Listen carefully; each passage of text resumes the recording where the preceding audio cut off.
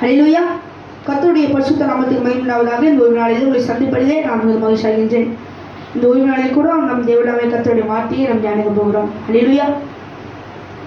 பரிசுத்த ஆவியானவரை குறித்து நாம் இன்றைக்கு நாம் தியானிக்க போகிறோம். பரிசுத்த ஆவியானவர் நமக்கு ஒரு துணையாக, வழிகாட்டியாக நமக்கு இருக்கிறார். ஹல்லேலூயா. பிசாசு நம்மை எந்த நேரங்களில் விலகி செய்யும் போதும் எல்லாம் தேவனாகிய கர்த்தர் நமக்கு உதவி செய்து நம்ம என்ன பண்ணுகிறார், அந்த வழியில் போகாதபடிக்கு நம்மை பாதுகாத்துக் கொள்கிறார். இப்பொழுதும் பரிசுத்த ஆவியானவருடைய ஆளுகை நமக்கு ஏன் முக்கியமாக தேவை என்று சொல்லி இன்று நாம் தியானிக்க போகிறோம். ஹல்லேலூயா. முதலாவதாக பரிசுத்த ஆவியானவர் 7 வகைகளிலே நமக்கு தேவைப்படுகிறார். ஹல்லேலூயா. தேவனாகிய கர்த்தர் சிலுவையில் மரித்து உயிர்த்தெழுந்த பின்பு பரலோகத்துக்கு போகும் பொழுது நமக்கு பரிசுத்த ஆவியானவரை வைத்துவிட்டு நமக்கு உதவியாக இருக்கும்படி அவர் பரலோகத்துக்கு அவர் போய்விட்டார். இப்பொழுது பரிசுத்த ஆவியானவர் தான் நமக்கு உதவி செய்து நம்மை பாதுகாத்து நம்ம என்ன பண்ணுகிறார், சரியான வழியில் போகும்படி நம்மை வழி நிலைநிறுத்துகிறார். ஹல்லேலூயா. அப்பொழுது முதலாவதாக 7 வகைகளில் தேவனாகிய ஆவியானவருடைய ஆளுகை நமக்கு முக்கியமாக தேவைப்படுகிறது. ஹல்லேலூயா. முதலாவதாக பரிசுத்தமாய் இருக்க பரிசுத்த ஆவியானவர் ஒரு முக்கிய ஒரு காரியத்தை தேவன் நமக்கு அவர் எப்பொழுதுமே நமக்கு அவர் அதை கடைபிடிக்க வைக்கிறார். ஹல்லேலூயா. ரோமர் எழுதிய சுவிசேஷம் 15ஆம் அதிகாரம் 15ஆம் வசனம். அப்படி இருந்தும் சகோதரரே, புறஜாதியாராகிய பலி பரிசுத்த ஆவியினாலே பரிசுத்தமாக்கப்பட்டு தேவனுக்கு பிரியமான பலியாகும்படிக்கு நான் தேவனுடைய சுவிசேஷ ஊழியத்தை நடத்த ஆசாரியனாய் இருந்து புறஜாதியாருக்கு இயேசு கிறிஸ்துவினுடைய ஊழியக்காரனாகும் பொருட்டு 14ஆம் வசனம். தேவன் எனக்கு அளித்த கிருபையினாலே உங்களுக்கு ஞாபகப்படுத்தும்படி இவைகளை நான் அதிக தைரியமாய் எழுதுகிறேன் என்று சொல்லி பவுல் அங்கே எழுதுகிறார். இதை பார்த்தீங்கன்னா அங்கே பவுல் எழுதியிருக்கிறார், அப்படி இருந்தும் சகோதரரே, புறஜாதியார் ஆகிய பலி தேவனாகிய இயேசு கிறிஸ்து யூதர்களாக மட்டுமில்லாமல் புறஜாதியராகிய நமக்காகவும் தேவன் வைத்தார். நாம் செலுத்துகிற பலி, பலி என்றால் வெட்டுகிறது, குத்துகிறது, ரத்தத்தை சிந்துகிறது, அது மட்டும் பலி என்று நாம் சொல்லக்கூடாது. நம் தேவனுக்கு செலுத்துகிற ஒவ்வொரு கணமும் அவருக்கு பலியாக போய் சேரும். ஹல்லேலூயா. பலிபீடத்திலிருந்து இப்பொழுது பேசிக்கொண்டிருக்கிறோம். ஹல்லேலூயா.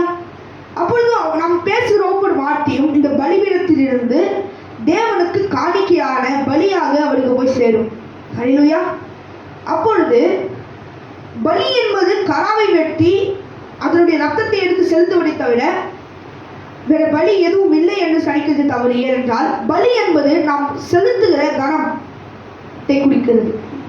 மோசே வனாந்தரத்தில் பார்த்தீர்கள் என்றால் இஸ்ரவேலர்கள் எல்லாரும் பலி செலுத்தினார்கள். ஆசாரிய கூடாரத்திலே பலி செலுத்தினார்கள்.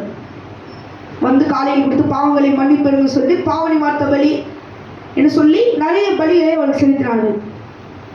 அப்பொழுது பலி என்றாலே அப்பொழுது இஸ்ரவேலர்கள் என்ன நினைத்துக் கொண்டிருந்தார்கள், நாம் பாவம் செய்துவிட்டு காலை எடுத்து வந்து நாம் பலி செலுத்தி விட்டால் நம்முடைய பாவம் நிவர்த்தி ஆகிவிடும் என்று சொல்லி. ஆனால் தேவனாகிய கர்த்தர் முக்கியமாக சொல்லியிருக்கிறார், நாம் பாவம் செய்த பிறகு திரும்பியும் அந்த பாவத்தை செய்யக்கூடாது. ஹல்லேலூயா. ஒரு பாவத்தை செய்துவிட்டு காலை எடுத்து வந்து பலி செலுத்தி விட்டு திரும்பியும் நாம் போய்விட்டோம் என்றால் திரும்பவும் அதே பாவத்தை செய்தாலும் தேவன் மன்னிக்க மாட்டார். ஹல்லேலூயா. அவரை மன்னிக்கும் தேவன் தான், ஆனாலும் எப்பவுமே அவர் மன்னிக்கிற தேவன் கிடையாது. அவர் மன்னிக்க பொறுப்பெடுத்தவர், ஆனாலும் எப்பொழுதும் அவர் தம்முடைய மன்னிக்கிற தன்னுடைய வார்த்தையை அவர் சொல்ல மாட்டார். நாம் ஒரு தடவை அதை நம்ம இடத்தில் மன்னிப்பு கேட்டோம் என்றால் திரும்பியும் மன்னிப்பு கேட்கக்கூடாது. அது போன்ற ஒரு சரீரத்தை தேவன் நமக்கு கொடுத்திருக்க வேண்டும். கொடுத்திருந்தால் ஆனாலும் நாம் அதை பயன்படுத்தவில்லை. ஹல்லேலூயா. அப்பொழுது நம்மளுடைய தேவனாகிய கர்த்தர் பவுல் இங்கு சொல்லுகிறார், புறஜாதியாராகிய பலி பரிசுத்த ஆவியானவராலே பரிசுத்தமாக்கப்பட்டு. ஹல்லேலூயா. நாம் தேவனிடத்தில் செலுத்துகிற ஒவ்வொரு கணமும் ஒவ்வொரு மகிமையும் பரிசுத்த ஆவியானவராலே பரிசுத்தமாக்கப்பட்டு, ஹல்லேலூயா. பரிசுத்தம் என்பது பார்த்தீர்கள் என்றால் நமக்கு மிக அவசியம்.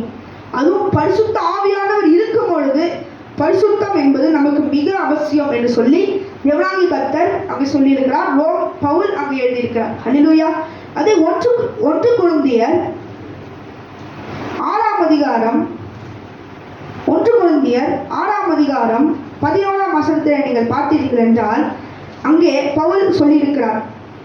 1 கொரிந்தியர் 6ஆம் அதிகாரம் 11ஆம் வசனம், உங்களில் சிலர் இப்படிப்பட்டவர்களாய் இருந்தீர்கள், ஆயினும் கர்த்தராகிய இயேசு கிறிஸ்துவின் நாமத்தினாலும் நமது தேவனுடைய ஆவியினாலும் கழுவப்பட்டீர்கள், பரிசுத்தமாக்கப்பட்டீர்கள், நீதிமான்கள் ஆக்கப்பட்டீர்கள். இதிலே நம்முடைய தேவனாகிய கர்த்தர் பரிசுத்த ஆவியானவராலே நம்மை கழுவி இருக்கிறார், பரிசுத்தமாக்கி இருக்கிறார், நம்மை நீதிமான்களாய் ஆக்கி இருக்கிறார். ஹல்லேலூயா. இந்த இதிலே நாம் 3 வகையாக நாம் பரிசுத்தமாக்கப்பட்டிருக்கிறோம். பவுல் சொல்லுகிறார், பிதாவாகிய இயேசு கிறிஸ்து பரிசுத்த ஆவியானவராலே, ஹல்லேலூயா, பரிசுத்த ஆவியானவரினாலே நமக்கு நீதியாய் இருக்கிறார், பரிசுத்தமாய் மாற்றி இருக்கிறார், அதன் பின்பாக நம்மை கழுவி இருக்கிறார். ஹல்லேலூயா. இம்மூன்றையும் தேவனாகிய கர்த்தர் பிதாவாக இருந்து, இயேசு கிறிஸ்துவாக இருந்து, பரிசுத்த ஆவியானவராக இருந்து இந்த காரியத்தை நமக்கு வாய்க்க பண்ணுகிறார். ஹல்லேலூயா. ஒவ்வொரு தடவையும் நாம் தேவனிடத்தில் மன்னிப்பு கேட்கும் பொழுது நம்முடைய இயேசப்பா இயேசு கிறிஸ்து மட்டும் மன்னிக்கவில்லை. தேவன் பிதாவாய் இருந்து மன்னிக்கிறார், இயேசு கிறிஸ்துவாய் இருந்து மன்னிக்கிறார், பரிசுத்த ஆவியானவராய் இருந்து மன்னிக்கிறார். இம்மூன்றிலும் தேவன் என்ன பண்ணுகிறார்? நம்மை மன்னித்து நம்மை சேர்த்துக் கொள்கிறார். இதுதான் தேவனுடைய இரக்கம், தேவனுடைய வல்லமை. ஹல்லேலூயா. தேவன் நம்மை ஆதியிலே மனிதன் பாவம் செய்யும் போதே மனிதனை அழித்திருப்பார். மனிதன் பாவம் செய்தாலும் தேவன் மனிதனை அழிக்காமல் தேவன் என்ன பண்ணார்? மனிதனை அவர் தப்ப விட்டு மனிதனை என்ன பண்ணாரு? மன்னித்து விட்டார். இனிமேல் பாவம் செய்யாத என்று சொல்லுகிறதை போல பாவத்தை அவர் என்ன பண்ணாரு? அந்த மனிதன் செய்த பாவத்தை அவர் மன்னித்து விட்டார். ஆனாலும் என்ன பண்ணார்? மன்னித்ததற்குரிய அந்த செய்தியை அவர் காட்டினாரே தவிர மற்றபடி மன்னிக்க அவர் எல்லாத்தையும் மன்னிக்கவில்லை. எதிர் தோட்டத்தில் இல்லை, அவர்களை உழைத்து சாப்பிட வேண்டும், இப்படி சில கண்டிஷன்ல தான் அவர் மன்னித்தார். ஆண்டவர் எடுத்த உடனே சரி மன்னிச்சுப்போ அப்படி சொல்ல மாட்டார். ஒரு மன்னிப்பு கிடைக்கிறது என்றால் அதுல ஒரு ட்விஸ்ட் இருக்கும். நீ பண்ணா நான் உன்னை மன்னிக்கிறேன், அது போல நீ ஹோம்வொர்க் பண்ணா நான் உன்னை மன்னிக்கிறேன், நீ எனக்கு மசாஜ் பண்ணி விட்டா நான் உன்னை மன்னிக்கிறேன், நீ எனக்கு அந்த பேப்பர்ல அந்த எடுத்து காப்பி பண்ணி கொடுத்தா நான் உன்னை மன்னிக்கிறேன். அது போல ஏதாவது ஒரு காரியத்தை முன்வைத்து தான் திரும்பி மன்னிப்பு என்பது கிடைக்கும். அது போலதான் நம்ம தேவனாகிய இயேசு கிறிஸ்து ஆதியிலே தேவன் என்ன பண்ணார்?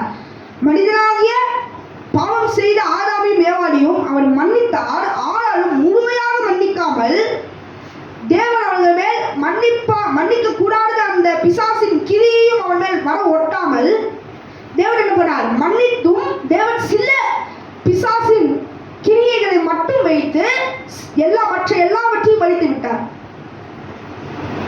மொத்த இம்பாக்டையும் மனிதன் மேல் கொடுக்காமல் சிலரை அவர் என்ன பண்ணார்? தன்னுடைய தோள் மேலே வைத்துக் கொண்டார். ஹல்லேலூயா.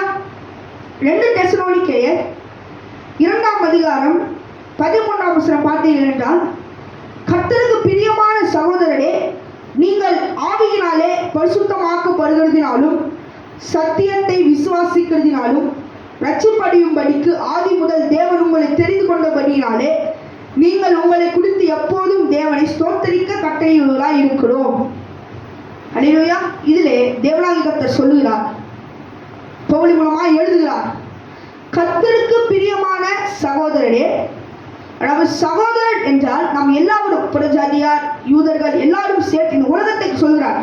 பிரியமான சகோதரரே, நீங்கள் ஆவியினாலே பரிசுத்தமாக்கப்படுகிறதினாலும், அதாவது ஒவ்வொரு நாளும் நாம் தூங்கும் பொழுது நம்ம என்ன பண்ணலாம்? ஆவியினாலே பரிசுத்தமாக்குகிறார். ஹல்லேலூயா. நம்மை பரிசுத்தமாக்கி நம்மை கழுவுகிறார். ஹல்லேலூயா. ஆவியினாலே பரிசுத்தமாக்கப்படுகிறதினாலும் சத்தியத்தை விசுவாசிக்கிறதினாலும் ரட்சிப்படையும்படிக்கு ஆதி முதல் தேவன் உங்களை தெரிந்து கொண்டபடியினாலே.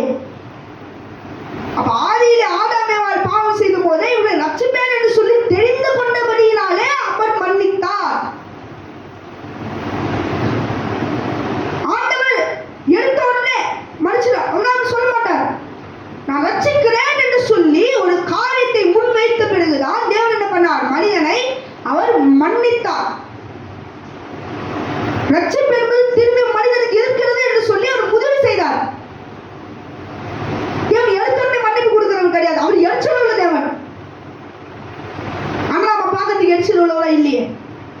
ஏன்? டெய்லி அவர் எரிச்சலாக இருக்கிறார். ஆனாலும் தன்னுடைய ஜனம் பாவம் செய்யக்கூடாதபடிக்கு கண்ணுடைய எரிச்சலை அவர் வெளியே தூக்கி போட்டு என்ன பண்றாரு? அன்புள்ளவராய் அவர் என்ன பண்றார்? நமக்கு அவரை வெளிப்படுத்துகிறார். ஆனாலும் தேவன் எரிச்சல் உள்ள தேவன். ஹல்லேலூயா.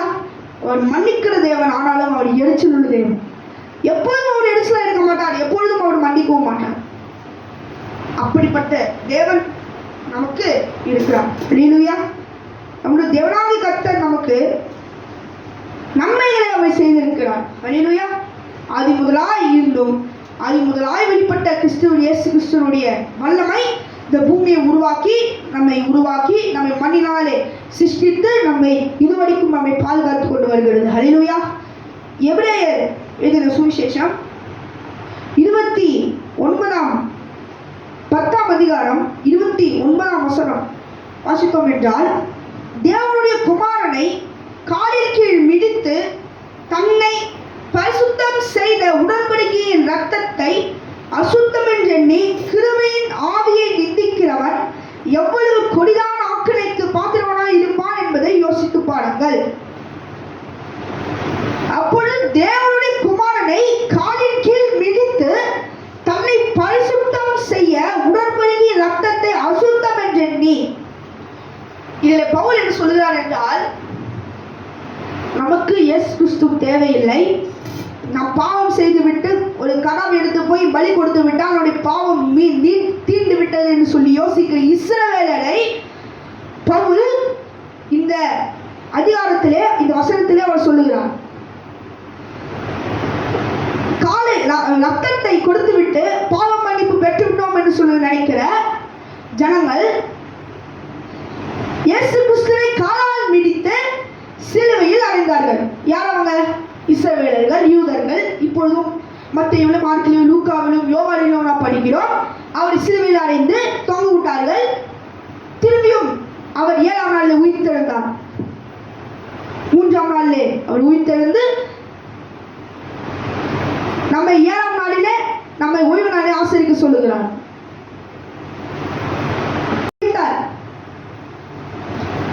அவர் பாவத்தை மட்டும் வைக்கவில்லை, ஆசீர்வாதத்தை வைத்தார். எதிரே மற்ற எல்லா ஏழு தோட்டத்தை முழுவதும் ஆசீர்வாதம் வைத்தாங்க. ஒரே ஒரு பாவம் இருந்தது.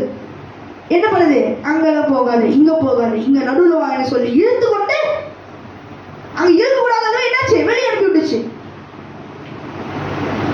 இந்த உலகம் முழுவதும் எந்த மூலையிலும் பரிசுத்தம் இருந்தாலும் பூமி நடுவில் ஒரு பாவம் இருந்தால் போதும், பூமி முழுவதும் பாவமாகிவிடும்.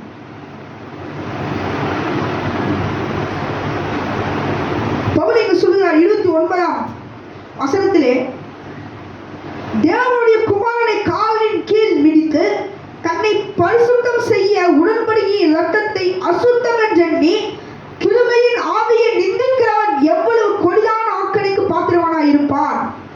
இதிலே பவுல் சொல்லுகிறார், பரிசுத்தம் செய்ய உடன்படிக்கையின் இரத்தத்தை அசுத்தம் என்றெண்ணி. தேவனாகிய உடன்படிக்கை ஒழித்து விட்டார். பழைய பாடம் முடிஞ்சது. ஆனால் தசமாவும் காணிக்கையை மட்டும் நாங்கள் எழுப்போம். ஏனென்றால் தேவன் இன்னும் வைத்துக் கொண்டிருக்கிறார். அது எங்கேயோ லாக்கர்களை வைத்துக் கொண்டிருக்கிறார். கோடிக்கணக்கான சொத்தை நாங்கள் மறைத்துக் கொண்டிருக்கிறோம். தேவனாகிய கர்த்தர் தசமாகத்தையும் காணிக்கையும் அவர் எங்கேயோ ஒழித்து வைத்துக் கொண்டிருக்கிறார். நாங்கள் சீக்கிரம் கண்டுபிடிப்போம். தேவன் பழைய பாடை ஒழித்து விட்டார் என்றால் தசமாகவும் காணிக்கையும் ஒழித்து விட்டது அல்லவா? காணிக்கை என்பது 2 வகையில் இருக்கிறது. ஒன்று நாம் மனதால் கொடுக்கிற காணிக்கை, இன்னொன்று அவர்கள் புடுங்குகிற காணிக்கை. நம் கையிலிருந்து வலுக்கட்டாயமாக எடுக்கிற காணிக்கை அது காணிக்கை அல்ல, அது திருடுகிற செயல். தேவன் ஓய்வு நாளை ஒழித்து விட்டார். அவர்தான் ஓய்வு நாள் முடிந்தது. ஞாயிற்றுக்கிழமை தான் ஓய்வு நாள். நாங்கள் ஓய்வு நாளை மாற்ற எங்களுக்கு அனுமதி இருக்கிறது. யார் சொன்னார்? தேவனாகிய கர்த்தர் பழைய ஏற்பாட்டிலும் புதிய ஏற்பாட்டிலும் சரி, யார் பழைய ஏற்பாட்டிலும் புதிய ஏற்பாட்டிலும் பிரித்தார்? தேவன் சொன்னாரா இது பழைய ஏற்பாடு, புதிய ஏற்பாடு என்று சொல்லி? மனிதன் பிரித்தான். இது பழைய ஏற்பாடு, இது புதிய ஏற்பாடு என்று சொல்லி வேதாகமத்தை அச்சிடும் பொழுது வேதாகமத்தை யார் தயாரித்தார்களோ அவர்கள் இது பழைய ஏற்பாடு, இது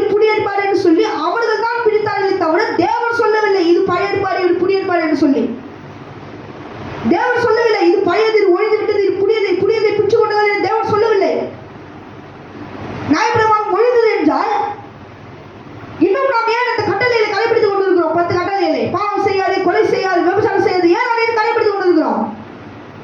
ஏன் அதை இன்னும் செய்யாமல் இருக்கிறோம்? நியாயப்பிரமாணம் ஒழியவில்லை.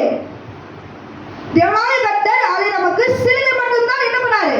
அவர் மனிதனாலே அதை ஒழித்தாரே தவிர முழு நியாயப்பிரமாணம் தேவன் மனங்கட்டு மோசேக்கு அந்த பழைய ஏற்பாடு மட்டும் மோசேக்கு எழுதி கொடுக்கவில்லை. 10 கட்டளை. இதை நீங்கள் வருஷத்தோடும் இல்லை, மாதத்தோடும் இல்லை, நீங்கள் உயிரோடு இருக்கிற வரைக்கும் ஆசரிக்க வேண்டும் என்று சொல்லி தேவன் எதற்காக மோசேக்கும் இஸ்ரவேலுக்கும் ஆணை கொடுத்தார்? பரிசுத்தமாய் இருக்க வேண்டும் என்று சொல்லி தேவன் ஏன் அந்த இடத்திலே அவர்களுக்கு உடன்படிக்கை செய்ய வைத்தார்? எனக்கு சீர் வராதற்கு தேவன் 40 வருஷம் சுத்த வைத்தார். ஏன்? செய்த பாவத்தை முன்னோர்கள் எல்லாம் இறந்து தீரும் மட்டும், அவர்கள் பிள்ளைகள் வளர்ந்து முடியும் மட்டும் தேவன் 40 வருஷம் சுத்த விட்டார். எதற்காக? உடன்படிக்கையை மீண்டதுக்காக, உடன்படிக்கையை கடை கொள்ளாததுக்காக, முடுமுடுத்ததுக்காக. இப்பொழுது நியாயப்பிரமாணம் முடிந்து விட்டது. பிதாவாக இயேசு கிறிஸ்து மட்டும்தான் நமக்கு வேணும். அவர்கிட்ட போய் நம்ம மன்னிப்பு கேட்டோம்னா நம்முடைய பாவம் முடிந்தது, நம்முடைய பாவம் அவ்வளவுதான். மூட்டை கட்டி பாதாளத்தில் போட்டு விட்டார். மூட்டை கட்டுறதுக்கு கயிறு வேணும் இல்லையா? அந்த கயிறு என்ன தெரியுமா? பரிசுத்த ஆவியானவர். நீங்க பரிசுத்தமா இருந்து, நீங்க பரிசுத்தமாய் எவ்வளவு நாள் இருக்கிறீங்களோ அவ்வளவு நீளமாக கயிறு வளர்ந்து நீங்கள் அது வரைக்கும் செய்த பாவங்கள் எல்லாம் மூட்டை கட்டி தூக்கி போடுவதற்கு ஈஸியாக கயிறை அது கட்டி பாதாளத்திலே இறக்குகிறதுக்கு ஈஸியாக இருக்கும். நான் பாவம் செய்து விட்டு ஜெபம் பண்ணி என்னை மன்னித்து விட்டார், தேவனை மறந்து விட்டார், திரும்ப போய் பாவம் செய்வோம், திரும்ப போய் ஆக்கிரமம் செய்வோம், அதெல்லாம் கிடையாது. ஒன்றும் கிடையாது. அந்த நியாயப்பிரமாணம் முடிஞ்சிச்சுல, தேவன் நம்மை திரும்ப மன்னிச்சிருவார். 7 தடவை சரி, 70 தடவை சரி, அன்லிமிட்டடா மனுஷன் இருக்கிறது இதென்ன பர்ஃபெக்டா? நீங்க கேட்க கேட்க போத்தே இருக்கிறது. சாப்பாடு வேணா சில இடத்துல போடுவாங்க அன்லிமிட்டட். ஆனா ஆண்டவர் அன்லிமிட்டட் ரெப்பண்டன்ஸ் எல்லாம் கொடுக்கல நமக்கு. அன்லிமிட்டடா மன்னிப்ப மகனே நீ எவ்வளவு வேணா பாவம் செய்யன்னு சொல்லி ஆகாம இடத்துல தேவன் சொல்லவில்லை. ஒரு தடவை சாப்பிட்டு அனுப்பிட்டார், போ நீ போய் பொழைச்சுக்கோ அனுப்பிவிட்டார். நீ எத்தனை தடவை வேணா பாவம் செய், நான் உன்னை மன்னிச்சிடுறேன் அப்படி ஆண்டவர் சீஷர்களிட்ட வாக்களித்து விட்டு போகவில்லை, எச்சரித்து விட்டு போனார். கடைசி காலையில் இதெல்லாம் நடக்க போகிறது, கடைசி காலையில் உங்களால் சாவடிக்க போறாங்கப்பா, எச்சரித்து விட்டு போனார். அவர் மன்னிக்கிறேன் என்று சொல்லி ஆணையிட்டு போக சொல்லி எச்சரித்து விட்டு போனார். அவர் மன்னிக்கிற தேவன் தான். ஆனால் எப்பொழுதும் அவர் மன்னிக்க மாட்டார், எப்பொழுதும் அவர் நமக்கு கிருபையை கொடுக்க மாட்டார். கிருபை என்பது அசால்ட்டா வருகிற விஷயம் இல்லை. எப்படி மேரத்தான் 100 கிலோமீட்டர் ஓடலாமோ அது ஒரு சுலபமான விஷயம் கிடையாது. 2 நாள் 3 நாள் ஓடிக்கொண்டே இருந்தால்தான் அந்த இலக்கை நாம் அடைய முடியும். அவ்வளவு சுலபமான விஷயம் என்று நாம் நினைக்கிறோமா? நமக்கு எவ்வளவு கடினமாக இருக்கிறதோ அது போல கிருபை என்பது அவ்வளவு சீக்கிரமாய் நமக்கு கிடைக்காது. அவ்வளவு சுலபமாய் நமக்கு கிடைக்கிற காரியம் கிடையாது கிருபை. கிருபை என்பது தேவன் நம்மை வைக்கிற ஒரு தயவு. நாம் இவன் பரிசுத்தமாய் இருக்கிறான், இவன் தேவனுக்கு பிரியமாய் இருப்பான், இவன் இனிமேல் பாவம் செய்ய மாட்டான் என்று சொல்லி தேவன் வைக்கிற ஒரு நம்பிக்கை தான் தேவன் நமக்கு கிருபை என்கிற இன்னொரு வார்த்தையாக தேவன் கொடுக்கிறார். எப்பொழுதும் ஆசீர்வாதம் கிடைக்காது. பரிசுத்த ஆவியானவர் ஆசீர்வாதத்தை கொடுக்க வரவில்லை, நமக்கு எச்சரிப்பை கொடுக்க வந்தால், வழியை காண்பிக்க வந்தாரே தவிர தேவன் மன்னிக்கிறதுக்காக வரவில்லை. தேவன் பாவங்களை மன்னிக்க வந்தாரே தவிர அவர் மன்னித்துக் கொண்டே இருக்க வரவில்லை. மோசே கூட தான் நியாயம் தீர்க்க, எல்லாரையும் நியாயம் தீர்க்க நியாயாதிபதியாக உட்கார்ந்தார். அவர் பரலோகத்திலிருந்து நியாயம் தீர்த்து கொண்டிருந்தார் இஸ்ரவேலரை இல்லையே. அவர் எப்பொழுது தேவன் எடுத்துக்கொண்டாரோ அப்போது இருந்து யோசுவா நியாயம் தீர்க்க ஆரம்பித்தார். அப்பொழுது தேவன் கொடுக்கிற கிருபை ஒரு காலத்திற்கு மட்டும்தான். அதுக்கு மேல நீங்க பாவம் செய்தாய் என்றால் அந்த கிருபையும் உன்னிடத்தில் எடுத்துக்கொள்ளப்படும். இதுதான் தேவன் நமக்கு கொடுக்கிற ஒரு எச்சரிக்கை. ஹல்லேலூயா. அதைதான் நீங்க பவுலும் சொல்லுகிறார், தேவனுடைய குமாரனை காலின் கீழ் மிதித்து, யாரு? நாம காலின் கீழ் பாவம் செய்து மிதித்து தம்மை பரிசுத்தம் செய்யும் உடன்படிக்கை ரத்தத்தை அசுத்தம் என்று எண்ணி, பரிசுத்தம் வந்தாலும் தேவையில்லை என 10 கற்பனை ஒழித்து விட்டார், நாம் எப்படி அவனை சிந்து இருக்கலாம் என்று சொன்னாங்க. இந்த பரிசுத்த ரத்தத்தை நாம் எப்படி ரத்தத்தை பார்த்தாச்சு என்று நினைக்கிறோமோ அது போல ரத்தத்தை அசுத்தம் என்று எண்ணி, உடன்படிக்கை அசுத்தம் என்று எண்ணி, கிருபையின் ஆவியை நிந்திக்கிறவன் எவ்வளவு கொடிதான ஆக்கினைக்கு பாத்திரவனாய் இருப்பான் என்பதை யோசித்து பாருங்கள். பழி வாங்குதல் எனக்குரியது, நானே பதில் செய்வேன்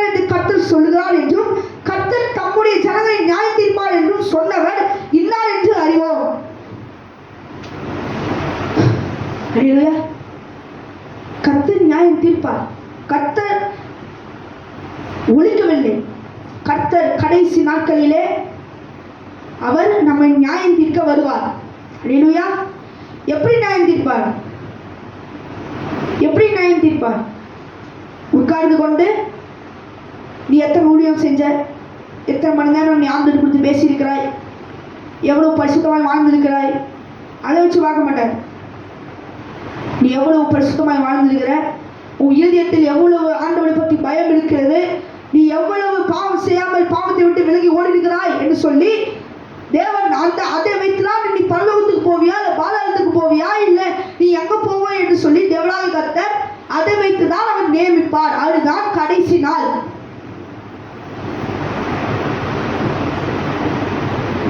நம்முடைய தேவனாகிய கர்த்தர் உலகத்தை உருவாக்கி விட்டு 7ஆம் நாளில் ஓய்ந்திருந்தார். ஏன் ஓய்வு? அல்லேலூயா. எல்லாருக்கும் அது ஓய்வு. சாட்டர்டே ஹாலிடே ஸ்கூல் எல்லாம் இல்லை, அது மட்டும் தான் ஓய்வு கிடையாது. தேவனாகிய கர்த்தர் தம் செய்த படைப்பிற்கும் ஓய்வை கொடுத்தார். அல்லேலூயா. தேவனாகிய கர்த்தர் ஓய்வை கொடுத்தது மட்டும் இல்லாமல் அந்த நாளிலே அவர் ஓய்ந்திருக்கவில்லை. அல்லேலூயா. என்ன பண்ணார்? ஜனங்களுடைய பாவத்தை மன்னிக்கவும் இன்றும் அவர் என்ன பண்ணார்? தூங்காதவராய் அவர் விழித்திருந்து நமக்கு என்ன பண்ணுகிறார்? பாவ மன்னிப்பை கொடுத்து கொண்டிருக்கிறார். அல்லேலூயா. திரும்பி வாசிப்போம். 1 பேதுரு 1ஆம் அதிகாரம் 2ஆம் வசனம் பார்த்தீர்கள். பிதாவாகிய தேவனுடைய முன்பின்படியே ஆவியானவரின் பரிசுத்தமாக்குதலிலே கீழ்ப்படிதலுக்கும் இயேசு கிறிஸ்துவனுடைய ரத்தம் தெளிக்கப்படுதலுக்கும் தெரிந்து கொள்ளப்பட்ட பரதேசிகளும் எழுதுகிறது கிருபையும் சமாதானமும் உங்களுக்கு பெருக கடவுது. அல்லேலூயா. பிதாவாகிய தேவனுடைய முன்பின்படியே ஆவியானவரின் பரிசுத்தமாக்குதலினாலே, பரிசுத்த ஆவியானவர் நம்மை பரிசுத்தமாக்குவார். அல்லேலூயா. அதனாலதான் அவர் பரிசுத்த ஆவியானவர். அல்லேலூயா. குமாரனின் ஆவியானவர் எழுதியிருக்கிறது. என் பரிசுத்த ஆவியானவர் வைத்தார். தேவன் பரிசுத்தமாக்கி போனதை கடைபிடிக்கும்படிக்கு பரிசுத்த ஆவியானவர் நம்மை வழி நடத்துவார். அதுதான் பரிசுத்த ஆவியானவர். அல்லேலூயா. இரண்டாவது பார்த்தீர்கள், அவர்கள் அவருடையவர்களாய் இருக்க ஆவியானவர் நமக்கு தேவையாய் இருக்கிறார். அல்லேலூயா. அல்லேலூயா.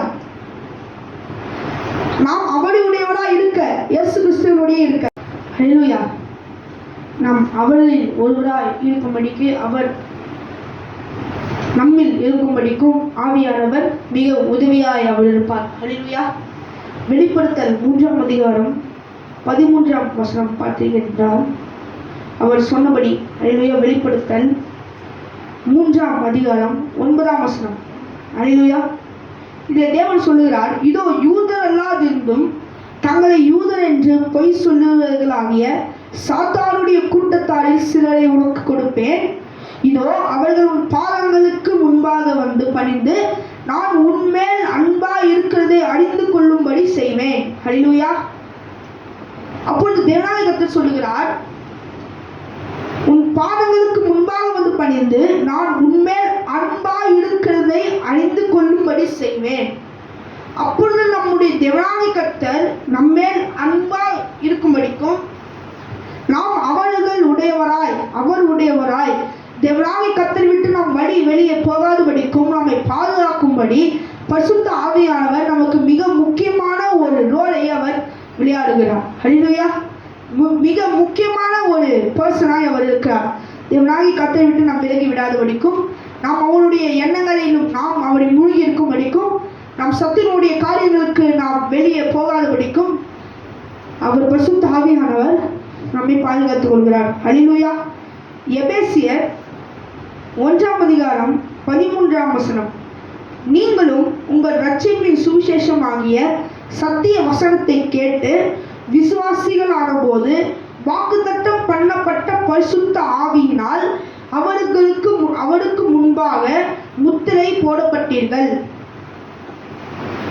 இதிலே பவுல் சொல்லுகிறார், இதிலே யோவான் பவுல் சொல்லுகிறார், நம்முடைய தேவனாகிய கர்த்தர் பரிசுத்த ஆவியானவராலே வாக்கு கொடுக்கப்பட்ட, அதாவது பரிசுத்த ஆவியானவர் இயேசு கிறிஸ்துவுக்கு கொடுத்த வாக்கு என்னவென்றால், இயேசு கிறிஸ்து பரிசுத்த ஆவியானவருக்கு சொல்லுகிறார், நான் போன பின்பு இவர்கள் வழியை விலகி சத்துருவின் கைக்கு போகாதபடிக்கு பாதுகாக்க வேண்டியது பரிசுத்த ஆவியானவரின் வேலை. அந்த முத்திரை போடப்பட்ட பரிசுத்த ஆவியானவர் நம்ம என்ன பண்ணுகிறார்? பரிசுத்த ஆவியினாலே நம்மை முத்திரை போடுகிறார். அல்லேலூயா. சத்திய வசனத்தை கேட்டு விசுவாசிகள் ஆகும்படிக்கு பரிசுத்த ஆவியானவர் நம்மை உதவி பண்ணுகிறார். அல்லேலூயா. எல்லோரும் கிறிஸ்தவர்கள் ஆகிறதில்லை. எல்லோரும் சத்தியத்தை உண்மையாய் கடைபிடிக்கிறதில்லை. எல்லோரும் இயேசு கிறிஸ்துவை இரட்சகராக ஏற்றுக்கொள்ளவில்லை. யூதர்கள் இன்னும் இயேசு கிறிஸ்துவை இரட்சகராக ஏற்றுக்கொள்ள மறுக்கிறார்கள். அல்லேலூயா. அப்படி இருந்தும் முத்திரை போடப்பட்ட பரிசுத்த ஆவியானவர் நம்மை என்ன பண்ணுகிறார்? பிசாசின் கையிலிருந்து தப்புவித்து நம்மை தேவனாக கர்த்தருக்கு நம்மை வழி அனுப்ப தேவன் நம்மை பரிசுத்த ஆவியானவரை நமக்கு வாக்களிக்க கொடுத்திருக்கிறார். அல்லேலூயா. அப்பொழுது பரிசுத்த ஆவியானவருடைய வேலை நாம் அவர்களுடையவராய் இருக்கும்படி, தேவனுடையவராய் நாம் இருக்கும்படிக்கு நம்மை பரிசுத்த ஆவியானவர் நம்ம என்ன பண்ணுகிறார்? அவர் அதை நிலைநிறுத்துகிறார். இவர் பிசாசின் இடத்தில் போகாதபடிக்கு நம்மை பாதுகாத்து தேவன் என்ன பரிசுத்த ஆவியானவர் என்ன பண்ணுகிறார்? இயேசு கிறிஸ்துவின் கூட இயேசு கிறிஸ்துவனுடைய உண்மையான சத்தியத்தை அறிந்து கொள்ளும்படிக்கு நாம் இதராதபடிக்கு பரிசுத்த ஆவியானவர் நம்மை பாதுகாத்துக் கொள்கிறார். அல்லேலூயா. எபேசியர் 4ஆம் அதிகாரம் 30ஆம் வசனம், அன்றையும் நீங்கள் மீட்கப்பட்டும் நாளுக்கென்று முத்திரையாக பெற்ற தேவனுடைய பரிசுத்த ஆவியை துக்கப்படுத்தாதிருங்கள். அல்லேலூயா. அன்றையும் நீங்கள் மீட்கப்பட்டும் நாளுக்கென்று இயேசு கிறிஸ்து நம்மை மீட்கும் நாளும் மட்டும் நாம் இயேசு கிறிஸ்துவை விட்டு விலகாதபடிக்கு நாம் அவரில் நிலைத்திருக்கும்படிக்கு பாதுகாக்கிறவர் பரிசுத்த ஆவியானவர். அன்றும் நீங்கள் மீட்கப்படும் நாளுக்கென்று முத்திரையாக பெற்ற தேவனுடைய பரிசுத்த ஆவியை துக்கப்படுத்தாதீர்கள். இதிலே பவுல் என்ன சொல்லுகிறார் என்றால், இயேசு கிறிஸ்து பவுல் மூலமாய் சொல்லுகிறார், இயேசு கிறிஸ்து உங்களை மீட்டுக் கொள்ளுகிற வரைக்கும் உங்களுக்கு நீங்கள் சத்தியத்தை ஏற்றுக்கொள்ளும் போது கொடுத்த இயேசு கிறிஸ்து உங்களுக்கு அன்பளிப்பாக கொடுத்த பரிசுத்த ஆவியானவரை துக்கப்படுத்தாதிருங்கள். ஏனென்றால் பரிசுத்த ஆவியானவர் அந்த நாள் வரைக்கும் உங்களை பிசாசினிடத்தில் ஒப்பு கொடுக்காமல், நீங்கள் பிசாசின் வழியில் போகாமல் பரிசுத்த ஆவியானவர் உங்களை பாதுகாக்கும்படிக்கு பரிசுத்த ஆவியானவரை துக்கப்படுத்தாதிருங்கள் என்று சொல்லி நம்முடைய தேவனாக இயேசு கிறிஸ்து பரிசுத்த ஆவியானவரை துக்கப்படுத்தாதிருங்கள் என்று சொல்லி பவுல் மூலமாய் நமக்கு அவர் சொல்லுகிறார். ஹல்லேலூயா. அப்பொழுது பரிசுத்த ஆவியானவர் பல ரூபங்களில் வருகிறார். ஹல்லேலூயா. மனித ரூபத்தில் வருகிறார், ஆவியாய் வருகிறார், அவர் பேசுகிறார், ஆனாலும் நம்மை கேட்க முடியாத ஒரு ரூபத்தில் வருகிறார். அன்றையும் நாம் அவரை பார்த்தும் அவர் நம்மோடு பேசாத இருக்கும் ரூபத்தில் கூட அவர் நம்மை பார்த்து கொண்டிருக்கிறார். அப்போது பரிசுத்த ஆவியானவருடைய வேலை நம்மை கர்த்தருக்குள் சேர்க்கிறது. நியாயாதிபதிகள் 3ஆம் அதிகாரம் 10ஆம் வசனம், அவன் மேல் கர்த்தருடைய ஆவி வந்திருந்ததால் அவன் இஸ்ரவேலை நியாயம் விசாரித்து யுத்தம் பண்ண புறப்பட்டான். கர்த்தர் மெசொப்பொத்தாமியாவிலே ராஜாவாகிய கூசானீதேமை அவன் கையில் ஒப்பு கொடுத்தார். ஆகையால் அவன் கை கூசானீதின் மேல் பலம் கொண்டது. இதிலே பார்த்துக்கிறோம், அவன் மேல் கர்த்தருடைய ஆவி இருந்ததினால். யார் மேலே? அல்லேலூயா. கர்த்தருடைய ஆவி இருந்ததினாலே தன்னுடைய எதிரியை சுலபமாக அல்லேலூயா மேற்கொள்ள முடியும். கர்த்தருடைய ஆவி அவன் மேல் இருந்ததினாலே அவன் இஸ்ரவேலை நியாயம் விசாரித்து, அல்லேலூயா. நாம் முதலாக பார்த்தோம், தேவன் நம்மை நியாயம் விசாரிக்கிறார், கழுவுகிறார், பரிசுத்தமாக்குகிறார். அல்லேலூயா. தேவனுடைய ஆவி நியாயம் பண்ண வைக்கிறது. அல்லேலூயா. நியாயாதிபதியா இருந்து தேவனுக்குள்ளாக இஸ்ரவேலர்கள் இருந்து தேவனை விட்டு இஸ்ரவேலர்கள் விலகி போகாதபடிக்கு தேவனுடைய பரிசுத்த ஆவியானவர் அங்கே இருந்து நியாயம் விசாரித்தார். அல்லேலூயா. நியாயாதிபதிகள் 6ஆம் வசனம் பார்த்தீர்கள் என்றால் அதிலே, அப்பொழுது கர்த்தருடைய ஆவியானவர் கிதியோன் மேல் இறங்கினார். அவன் எக்காலம் ஊதி அபியசரை கூப்பிட்டு தன்னை பின் செல்லும்படி செய்து, மனாசே நாடெங்கும் சேனாதிபதிகளை அனுப்பி அவர்களை கூப்பிட்டு அவரை தங்களை பின் செல்லும் செய்து, ஆசேர், செபுலோன், நப்தலி நாடுகளிலும் ஆட்களை அனுப்பினார். அவர்களும் அவனுக்கு எதிர்கொண்டு வந்தார்கள். இதில் கர்த்தருடைய ஆவி கிதியோன் மேல் இருந்ததினால், அப்பொழுது ஆவியானவர் என்ன பண்ணுகிறார்? கிதியோன் மேல் இருந்து கிதியோன் வழிவிட்டு செல்லாதபடி பயந்து, இனிமேல் நாம் மீதியானதை எடுத்து போடாத முடியாது என்று சொல்லி அந்த பயத்தை கொடுக்காதபடிக்கு பரிசுத்த ஆவியானவர் கிதியோன் மேலே இறங்கி என்ன பண்ணுகிறார்? கிதியோனை பலப்படுத்துகிறார். அல்லேலூயா. பரிசுத்த ஆவியானவர் என்ன பண்ணுகிறார்? கிதியோன் உணர்ந்து எக்காலத்தை ஊடி என்ன பண்ணுகிறார்? எல்லா இஸ்ரவேலையும் ஒன்று சேர்க்கிறார். எதுக்காக? யுத்தம் செய்வதற்காக. அல்லேலூயா. அதே 11ஆம் அதிகாரம் 29ஆம் வசனம் பார்த்தீர்கள் என்றால், அப்பொழுது கர்த்தருடைய ஆவி யெப்தாவின் மேல் இறங்கினார்.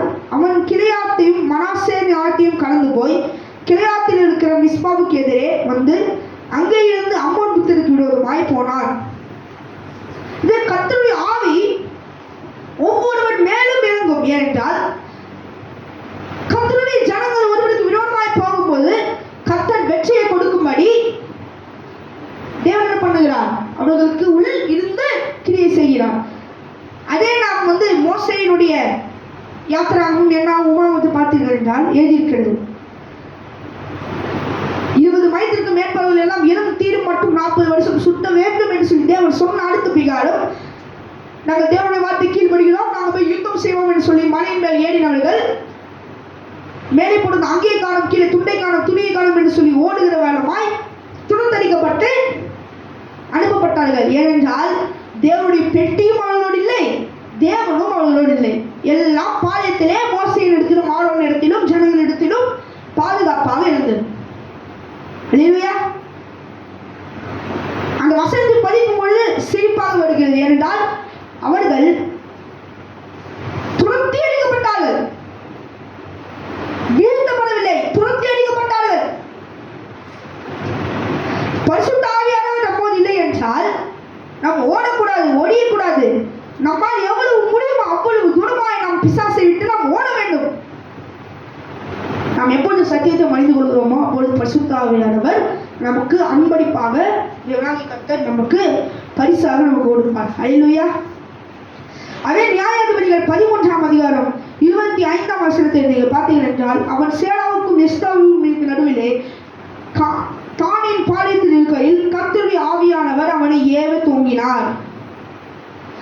அப்பொழுது ஒவ்வொரு இடத்திலும் தேவனாகிய கர்த்தர் ஏவுகிறார், ஆவியை உள்ள அனுப்பி வெற்றி அடைய செய்கிறார். அல்லேலூயா. அதே போல 14ஆம் அதிகாரம் 6ஆம் வசனம், 19ஆம் வசனம், 15ஆம் அதிகாரம் 14ஆம் வசனம் என்ற வசனங்களை பார்த்தீர்கள் என்றால் தேவனுடைய ஆவி அங்கே கிரியை செய்கிறது. அல்லேலூயா. தேவனாகிய கர்த்தர் ஆவியாக இறங்கி இஸ்ரவேலரை பாதுகாத்தார். அல்லேலூயா. அதே போல சவுலின் மேலே ஒரு கெட்ட ஆவி, அதாவது பிசாசின் ஆவி இறங்கி சவுலை என்ன பண்ணது? வாட்டி வதைத்தது. பிசாசு என்ன பண்ணார்? ஒரு ராஜா, இஸ்ரவேலின் ராஜாவை என்ன பண்ணார்? ஆண்டவர் சவுலிடத்தில் இல்லாதபடியால் பரிசுத்த ஆவியானவர் அபிஷேகம் பண்ணவர், சவுலை அபிஷேகம் பண்ணின சாமுவேல் அவரோடு இல்லை, கர்த்தர் அவரோடு இல்லை, பரிசுத்த ஆவியானவர் சவுலோடு இல்லை. இந்த காரணத்தினாலே பிசாசு போய் என்ன பண்ணார்? சவுலுடைய தலையை அமுக்கி விட்டார். அல்லேலூயா. தலையை அமுக்கிறதுனாலே பிசாசுக்கு ஒரு அட்வான்டேஜ், இஸ்ரவேல் நம் கையில் வந்து விட்டது, அது போல ஒரு அட்வான்டேஜ் வந்துவிட்டது. கர்த்தரால் அனுப்பப்பட்ட ஆவி என்று சொல்லி சவுல் சொல்லுகிறார். அல்லேலூயா. அது கர்த்தரால் அனுப்பப்பட்ட ஆவி அல்ல, கர்த்தர் இல்லாததனால் ஓடி வந்த ஆவி. அல்லேலூயா. கர்த்தர் சவுலை விட்டு வேற எங்கே போனாரோ அங்கே இருந்து துண்டகாலம் துணி காலம் என்று ஓடி வந்து தேவன் இதற்கு முன்பாக எங்க இருந்தார் என்று தேடி முடித்து வந்த இடம்தான் சவுலினுடைய மூளை. அங்கே வந்து உட்கார்ந்து விட்டது.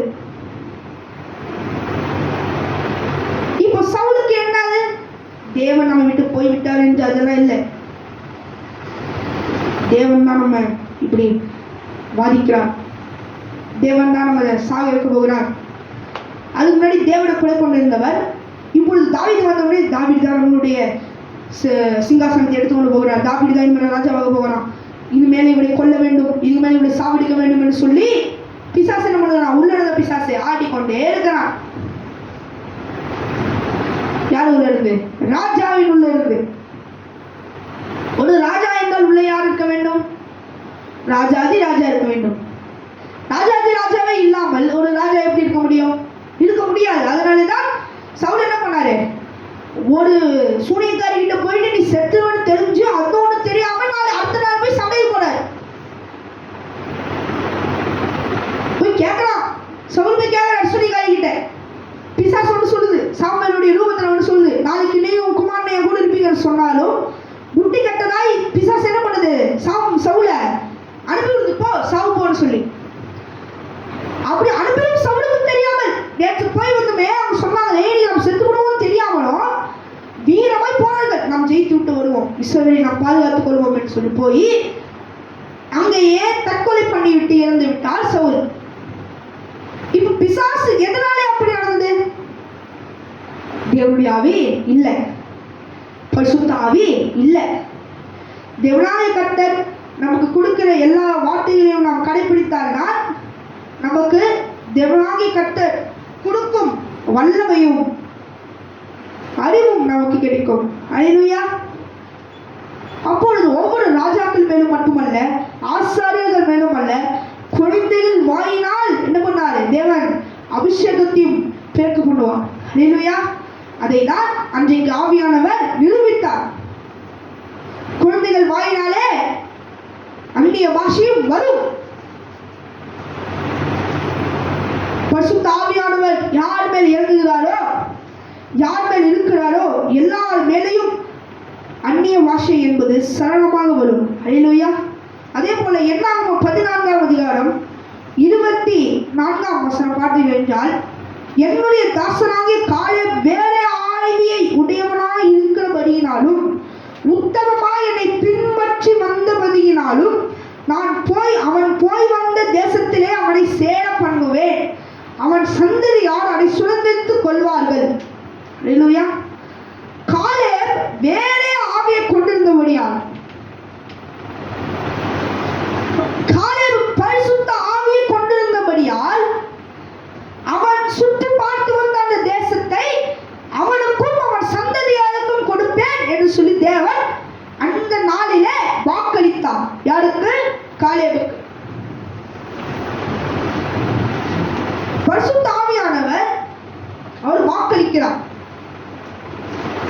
சங்கீதத்திலும் தாவீது தேவனை நோக்கி முறையிடுகிறார்.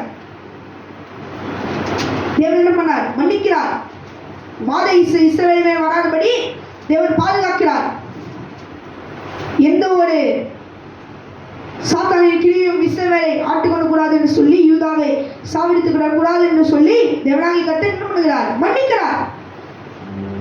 தாவீதுடைய உள்ளத்தில் போய் எல்லா ஜனங்களையும் விளக்கம் பாடி, எத்தனை யூதால எத்தனை பேர் இருக்கிறாங்க, பென்ஜமின்ல எத்தனை பேர் இருக்கிறாங்க, போய் நப்தலில் எத்தனை பேர் இருக்கிறாங்கன்னு பார்க்க சொல்லி யார் சொன்னா? பிசாசு. தேவன் இல்லாத இடத்தில் உள்ளே புகுந்த பிசாசு தாவீதுடைய மனதில் சொன்னது, ஜனங்களை இலக்கம் பாரு. இல்லையா? எத்தனை ஜனங்கள் இருக்கிறாங்க, யூதாவில் எத்தனை ஜனங்கள் இருக்கிறாங்க, ஒவ்வொரு கோத்திரத்திலும் எத்தனை ஜனங்கள் இருக்கிறாங்க என்று சொல்லி ஒரு பெருமைக்காக என்ன பண்ணுகிறான் பிசாசு தாவீதுடைய இருதயத்திலே ஊன வைக்கிறான். எதை? ஆசை. தேவன் சொல்லுகிறார், சவுலுடைய மறுமணியாட்டிகள் எல்லாரையும் ஒரு மடியில கொடுத்தும் இன்னும் நீ பாவம் செய்கிறாய் என்று அவ்வளவு சலிச்சு போய் கேட்கிறார் தாவீதை பார்த்து. ஆடு மேய்க்கிற உன்னை நான் இங்க ராஜாவை வைத்து, அது உனக்கு முன்னாடி ராஜாவை இருந்தவனுடைய எல்லா உணவைகளையும் உனக்கு கொடுத்து, நீ இருந்துமா நீ எனக்கு விரோதமாய் பாவம் செய்கிறாய், உரியாவுக்கு துரோகம் செய்கிறாய் என்று சொல்லி நாத்தான் மேல் மூலமாய் தாவீதுக்கு ஒரு நாசுக்கு ஒரு எச்சரிக்கை படி கொடுக்கிறார். எப்பொழுது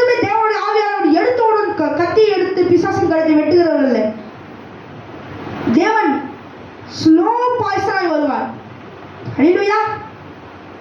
ஸ்லோ பாய்சனாய் வந்து வந்து வந்து கடைசியாக ஓடவும் முடியாமல் ஒளியவும் முடியாமல் இருக்கிற பிசாசை கழுத்தை அறுத்து விட்டு நம்மை பரலோகத்துக்கு சேர்த்துக் கொள்வார்.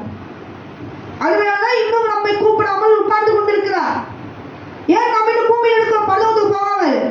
பூமியில் எல்லா இடங்களிலும் கிறிஸ்தவர்கள் வந்தால்தான் நடுவில் இருக்கிற அந்த பிசாசை அழித்து நம்மை பரலோகத்திற்கு சேர்த்துக் கொள்ள தேவனாகிய கர்த்தர் இன்னும் நாள் கேட்கிறார்.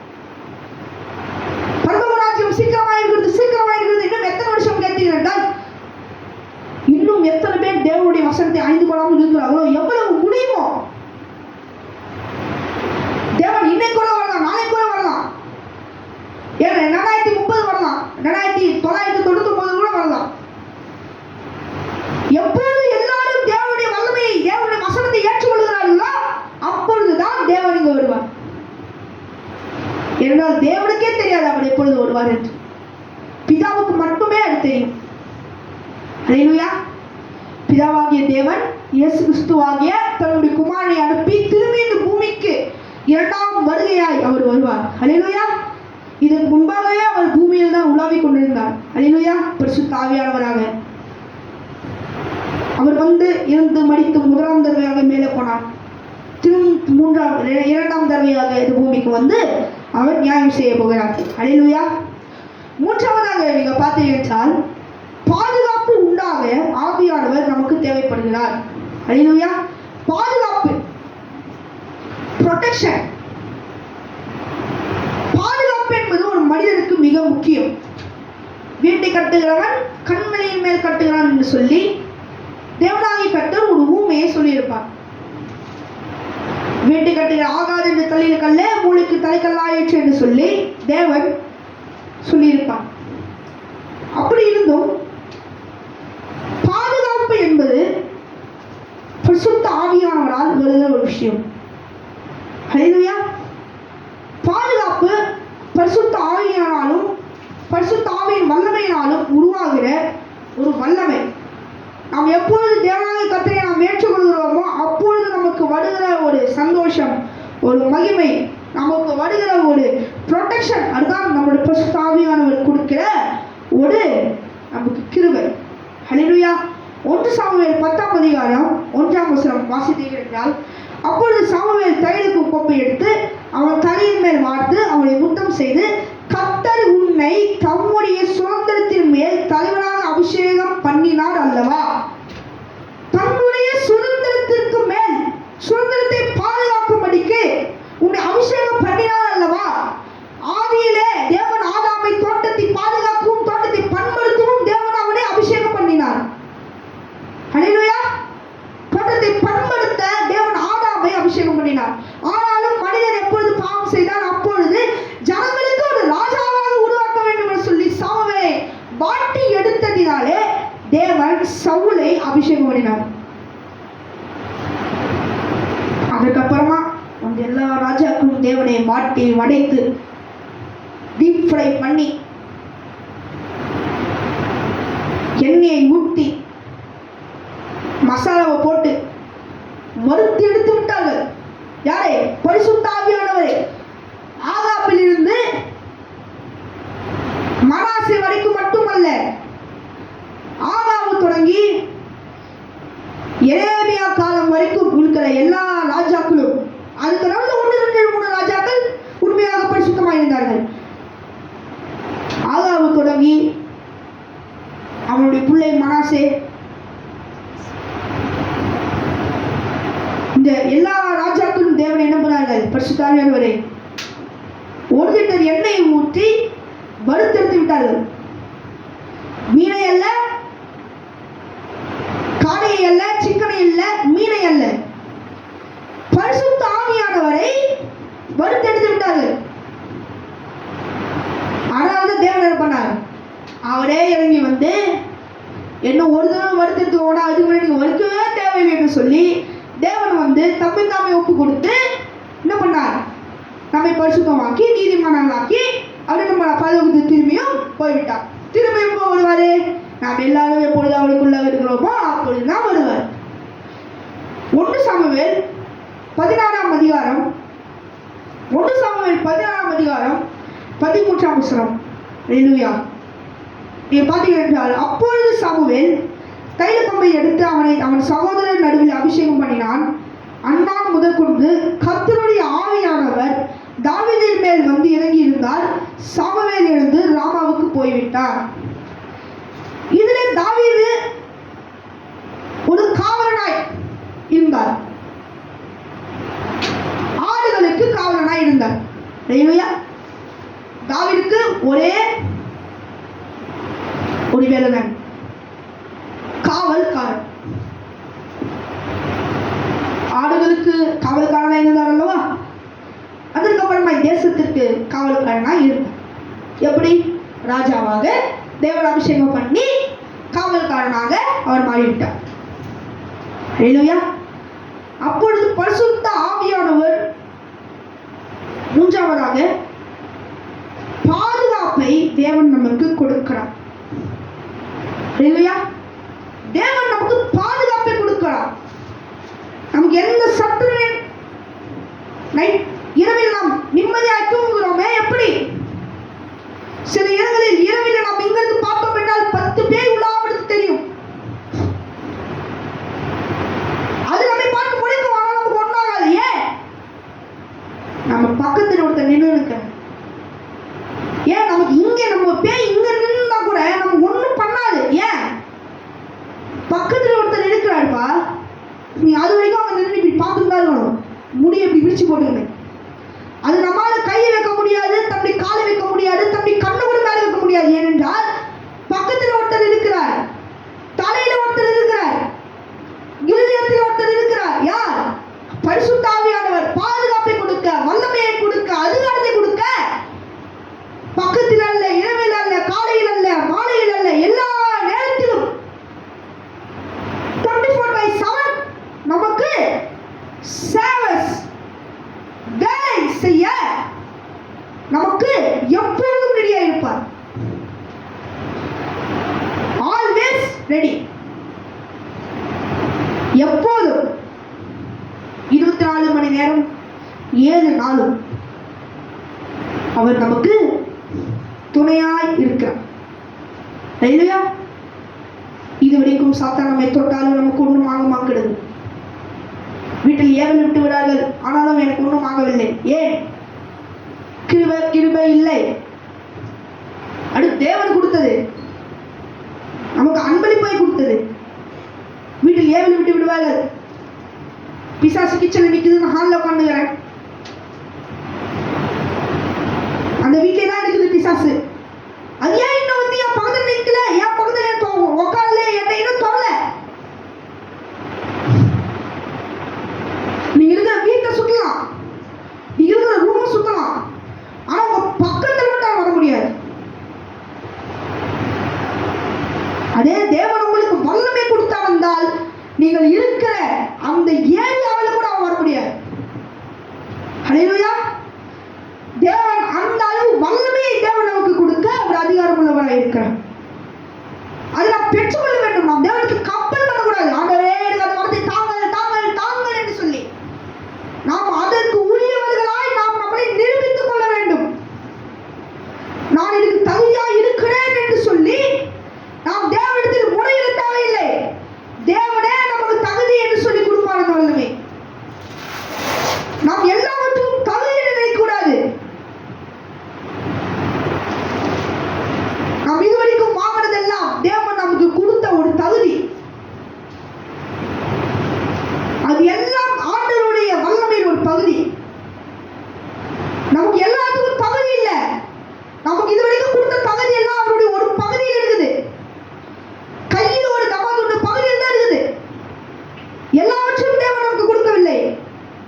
தம்முடைய கையில் ஒரு ஆட்டம், ஒரு செல் அளவுதான் நமக்கு வல்லமையை கொடுத்திருக்கிறார். அந்த ஒரு செல் வல்லமையை வைத்து ஒரு கடுகு மரம் எவ்வளவு பெருசாய் வளர்கிறதோ, கடுகால விசுவாசத்தை வைத்து நீங்கள் மலையை பேர்க்கலாம் இல்லை. இப்ப நம்ம போய் மலையை பார்த்து மலையை பேர் சொன்ன வருதா? ஏன்னா நம்ம இருக்கிற இந்த மனிதனுக்கு யாருக்கும் கடுகு அளவு கூட விசுவாசம் இல்லை.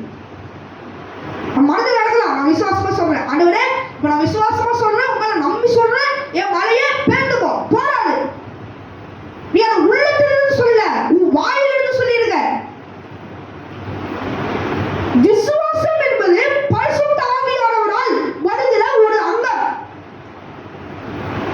எப்பொழுதும் நமக்கு விசுவாசம் கிடைக்காது. எப்பொழுது விசுவாசம் கிடையாது? ஆபத்து நாளில்.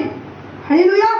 ஆபத்து நாளில் எப்பொழுது ஆவியானவர் நமக்கு அனுகூலமாக இருக்கிறாரோ அப்பொழுதுதான் விசுவாசம் என்பது நமக்கு வரும். ஹல்லேலூயா. அப்பொழுதுதான் விசுவாசம் என்பது நமக்கு வரும். ஹல்லேலூயா. அப்பொழுது கர்த்தருடைய ஆவியானவர் நம்மேல் இருக்கிறார். ஆபத்து நாளில் நமக்கு அனுகூலமாக இருக்கிறார். ஹல்லேலூயா. நம்மை எப்பொழுதும் பாதுகாக்கவும் நம்மை வழிநடத்தவும் அவர் நம்மோடு இருந்து நம்மை பாதுகாக்கிறார். ஹல்லேலூயா. நான்காவதாக பார்த்தோம் என்றால், விசேஷித்த வேலைகளை செய்ய ஆவியானவர் நமக்கு உதவி பண்ணுகிறார். ஹல்லேலூயா. ஹல்லேலூயா. ஹல்லேலூயா. விசேஷமான வேலைகளை செய்ய கர்த்தர் உதவி அவர் செய்கிறார். ஹல்லேலூயா. ஹல்லேலூயா. யாத்திராகமம் 28ஆம் அதிகாரம் 3ஆம் வசனம். ஆரோன் எனக்கு ஆசாரிய ஊழியம் செய்யத்தக்கதாக அவனை பரிசுத்தம் பண்ணும்படி அவனுக்கு வஸ்திரங்களை உண்டாக்கும் பொருட்டு நான் ஞானத்தின் ஆவியால் நிரப்பின விவேகமாய் இருதயமுள்ள யாவரோடும் நீ சொல்லுவாயாக. இதிலே விசேஷித்த வேலைகளை செய்ய தேவனாகிய கர்த்தர் அவர் சிலரை நியமிக்கிறார். அவர்களிடத்தில் போய் இதனை சொல்லுவாயாக என்று சொல்லி மோசேயின் இடத்திலே தேவனாகிய கர்த்தர் அவர் சொல்லுகிறார். இதிலே தேவனாகிய கர்த்தர் ஆரோனுக்கு வஸ்திரங்களை உருவாக்க சொல்கிறார். ஏபோத்தையும் வஸ்திரங்களையும் உருவாக்கும்படிக்கு தேவன் அங்கே சொல்கிறார். இப்போது விசேஷித்த வேலைகள் என்றால், நமக்கு விசேஷித்த வேலைகள் ஊழியம் செய்கிறது, வேலைக்கு போகிறது, குடும்பத்தை நடத்துகிறது, பாத்திரம் கழுவுகிறது, இந்த மாதிரி நமக்கு எல்லா வேலைகளையும் நமக்கு விசேஷித்த வேலைகளாக நம்ம தெரிந்து கொண்டிருக்கிறோம். அதுவும் சிறுவர்கள் ஒரு சின்ன வேலை செய்தாலே அது ஏதோ அவர்கள் செய்த முதல் பெரிய வேலையாக நினைத்துக் கொள்வார்கள். ஏன்னால் அதுதான் அவங்களுடைய மென்டாலிட்டி. விசேஷித்த வேலைகள் பரிசுத்த ஆவியானவராலே, அதாவது பரிசுத்தமாக இருக்கிறது ஒரு விசேஷித்த ஒரு வேலை. ஹல்லேலூயா. பரிசுத்தம் என்பது அவ்வளவு ஈஸி கிடையாது என்று சொல்லி நாம் நினைத்து கொண்டிருக்கிறோம். ஆனால் நீங்கள் ஒன்றும் செய்யாமல் நீங்கள் ஒரு இடத்திலே உட்கார்ந்திருந்தாலும் அது பரிசுத்தம் இல்லாதது. நாம் ஒன்றுமே செய்ய தேவையில்லை. உட்காந்து ஒரு இடத்துல உட்காந்து சாப்பிடணும், அப்படி உட்காந்து அப்போ நாம் பரிசுத்தமாக இருக்கிறோம் என்று அர்த்தம் இல்லை. நம்ம ஜெபம் பண்ணாமல் இருக்கிறோமா, நம்ம பரிசுத்தம் இல்லாமல் இருக்கிறோம். தேவனை நாம் தூஷிக்கிறோமா, அது பரிசுத்தம் இல்லாமல் இருக்கிறோம். நம்ம தேவனை நம்ம என்ன கண்டுகிறதே இல்லையா, பைபிள் தொடர்றதே இல்லையா, நம்ம பரிசுத்தம் இல்லாமல் இருக்கும். அதுதான் பரிசுத்தம் இல்லாதிருத்தல். அதனாலதான் நம்மளால கடுகளவு விசுவாசத்தை கூட இன்னும் நம்மளால நிற்க முடியவில்லை. ஹல்லேலூயா. யாத்திராகமம் 28ஆம் அதிகாரம் 3ஆம் வசனம் நாம் வாசித்தோம். ஆரோன் எனக்கு ஆசாரிய ஊழியம் செய்யத்தக்கதாக அவனுக்கு பரிசுத்தப்படுத்தும்படி அவனுக்கு வஸ்திரங்களை உண்டாக்கும் பொருட்டு நான் ஞானத்தின் ஆவியால் நிரப்பின விவேகமான இருதயமுள்ள யாவரோடும் நீ சொல்லுவாயாக. இதில் தேவனாகிய கர்த்தர் விவேகமான விசேஷித்த வேலைகளை செய்ய ஞானத்தை சில பேருக்கு அங்கே கொடுத்திருந்தார். ஹல்லேலூயா. அப்பொழுது விசேஷித்தமான மட்டுமல்ல, விவேகம் நமக்கு தேவை, ஞானம் முக்கியம். ஹல்லேலூயா. யாத்திராகமம் 31ஆம் அதிகாரம் 1 - 5 வரைக்கும் வாசித்தோம் என்றால், பின்னும் கர்த்தர் மோசேயை நோக்கி, நான் யூதாவின் கோட்டத்தில் ஊருடைய மகனான் ஊரியின் குமாரன் பேசலை பேர் சொல்லி அழைத்து வினோதமான வேலைகளை அவன் யோசித்து செய்கிறதற்கும் பொன்னினாலும் வெள்ளியினாலும் வெண்கலத்தினாலும் வேலை செய்கிறதற்கும் ரத்தினங்களை முத்திரை வெட்டாக வெட்டி பதிக்கிறதற்கும் மனத்தில் சித்திர வேலைகளை செய்கிறதற்கும் மற்ற சகலவித வேலைகளையும் யூகிக்கிறதற்கும் செய்கிறதற்கும் வேண்டியதான ஞானையும் புத்தியும் அறிவும் அவனுக்கு உண்டாக்குவேன், அவனை தேவ ஆவியினால் நிரப்பினேன் என்று சொல்லி தேவனாய் கர்த்தர் சொல்கிறார். இங்க 2வது வசனத்தை 3வது வசனத்தை பார்த்தீங்க என்றால் வினோதமான வேலைகள், வினோதமான வேலைகள். அல்லேலூயா. நாம் எதை வினோதமாய் செய்கிறோமோ அதுதான் விசேஷத்தன். நாம் போய் காலை வினோதமா இதுக்கு முன்னாடி பண்ணவே மாட்டான், காலெல்லாம் கிளீனே பண்ண மாட்டான் இவன். ஆனாலும் இப்போ போய் காலெல்லாம் கிளீன் பண்ணானா இது விசேஷமான வேலை, வினோதமா இருக்கிறது. இதுக்கு முன்னாடி படிக்காத இப்போ ஃபர்ஸ்ட் ரேங்க் எடுக்கிறானா அது விசேஷமானது, விசித்திரமானது. இதுக்கு முன்னாடி 5 சப்ஜெக்ட் ஃபெயில் ஆகிறவன் இப்போ செகண்ட் ரேங்க் ஃபர்ஸ்ட் ரேங்க் எடுக்கிறானா வினோதமானது.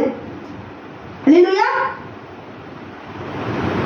அதேதான் தேவனாகிய கர்த்தர் அங்கு சில பேருக்கு ஞானத்தை கொடுத்திருந்தார். ஞானத்தை கொடுத்திருக்கிறேன் என்று சொல்லி கர்த்தர் மோசே எடுத்து சொல்லுகிறார். அல்லேலூயா. அது 35ஆம் அதிகாரத்தில் 32லிருந்து 35ஆம் வசனம் வரைக்கும் பார்த்தீர்கள் என்றால் வாசிக்கிறேன். 32லிருந்து 35ஆம் வசனம் வரைக்கும் அவனுக்கு ஞானத்தையும் புத்தியையும் அறிவையும் அருவி அவன் சகலவித வேலைகளையும் செய்யும்படி தேவ ஆவியினாலே அவனை நிரப்பினேன். அப்பொழுது தேவனுடைய ஆவி இருந்தால்தான் விசேஷமான வேலைகளையும் சரி, வினோதமான வேலையும் சரி, விசித்திரமான வேலையும் சரி, தேவனுடைய ஆவி இருந்தால் மட்டுமே நாம் செய்ய முடியும். அவன் இருதயத்திலும் தான் கோத்திருந்து அகிமாசின் குமாரனாகிய அகிபேலியின் இருதயத்திலும் போதிக்கும் வார்த்தை அள்ளினார். சித்திர வேலையையும் சிற்பு வேலையையும் இளநூலையும் இரத்தாம்பரத்தையும் சிவப்பு நூலையும் வெள்ளிய பஞ்சு நூலாயும் செய்யப்படும் விசித்திர தையல் வேலைகளையும் சகல விசித்திர நெசவு வேலைகளையும் வினோதமான வேலைகளை யூகிக்கிறவர்களுக்கும் செய்யவர்களும் நிறைவேறும் சகலவித வேலைகளையும் செய்யும்படி அவர்களுக்கு இருதயத்தின் ஞானத்தினால் நிரப்பினார் என்றார்.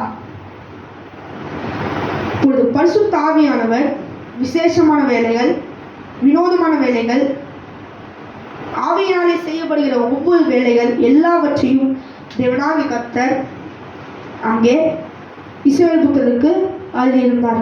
அல்லேலூயா. 5வதாக நிர்வாகிக்கற்க, தலைமை வகிக்கற்க, ஆளுமை செய்ய ஆவியானவர் நமக்கு மிக